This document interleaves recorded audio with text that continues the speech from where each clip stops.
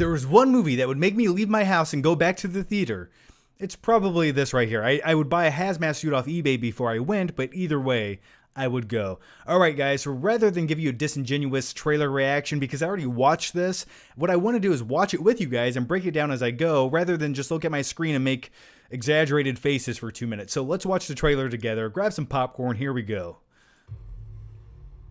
All I have for you is a word. Tenet. It'll open the right doors. Some of the wrong ones, too. This almost, if you took a James Bond movie and gave James Bond the ability to manipulate time, I feel like it would be Tenet. And by the way, speaking of Tenet, I feel like that's a code name for some kind of government top secret project that they're working on in this movie.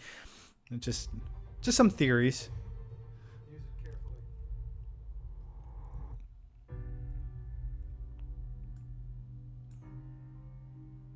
To do what I do, I need some idea of the threat we face. As I understand it, we're trying to prevent. See, what I like about this here, I like that he was in some kind of training session right there, learning how to adapt to this new ability.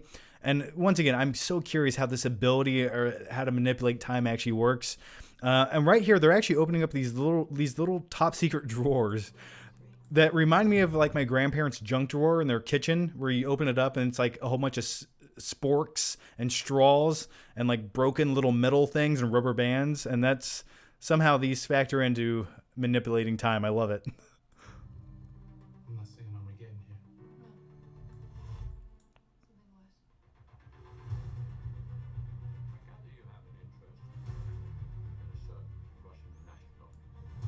Michael Caine. I once saw a tangerine the size of a ruby. Or no, I once saw a ruby the size of a tangerine. Oh, hey, there's Batman. Inception. I love how essentially Nolan movies market Nolan. He is the brand. And the title of the movie comes after the fact. Because that's the only way you can get people to watch original movies anymore.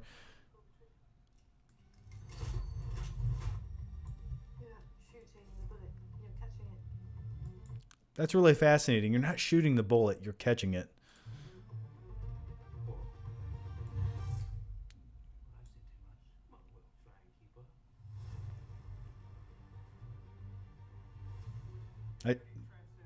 Just the scope of the movie is everything. This is the kind of movie I love to watch in the theater. See, this shot right there looked straight out of Inception, didn't it? Exactly. If you told me specifically right here happening in this, see, this is like almost a reminiscent scene out of Inception, where they have like the cars and they have a shootout with guns, and then there's a freight train. If you said this was Inception 2.0, I would believe you. I almost hope it takes place in the same universe, though. I mean, that's too much speculation, but that's what I want.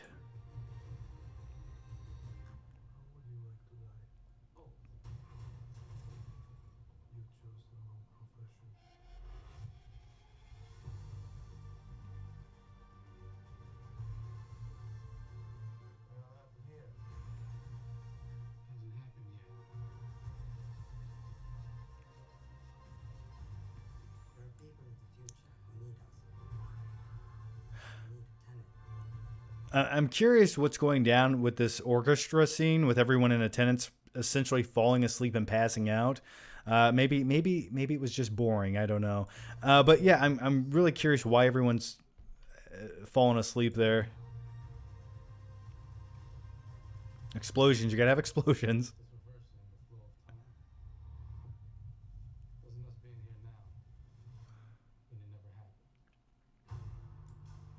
Ooh, yeah.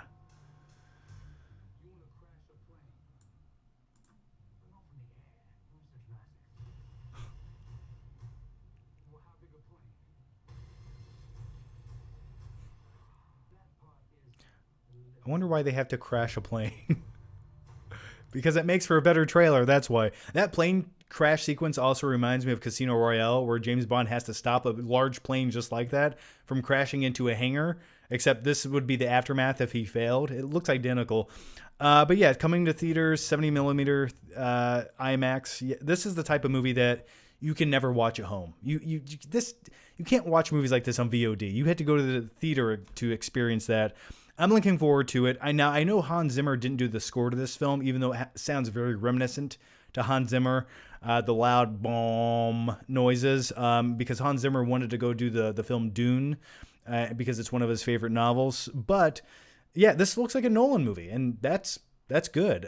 Even some of the Nolan movies I don't love, I still like looking at, if that makes any sense. I can't wait to see how this movie goes down.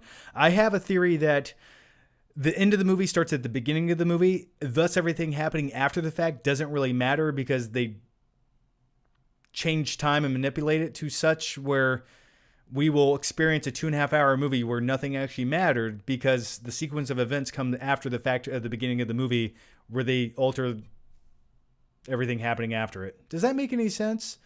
Anyway, I hope Nolan really manipulates the narrative of this film like he does for most of his movies.